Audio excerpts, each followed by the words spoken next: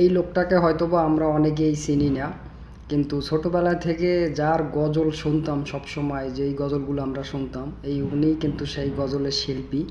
ভালো লাগলে ওনার গজলগুলো শুনে যান। আমার চেহারাটা আপনাদের অনেকের কাছে নতুন, কিন্তু আপনাদের পকেটে আমি অনেক পুরান বাবা, অনেক পুরান। আমার অনেক গজল আপনাদের মোবাইলে মোবাইলে বাজে। আল্লাহ ও গো আল্লাহ ক্ষমা করে বিদায় বেলায় মোরে দিও গো দেখা,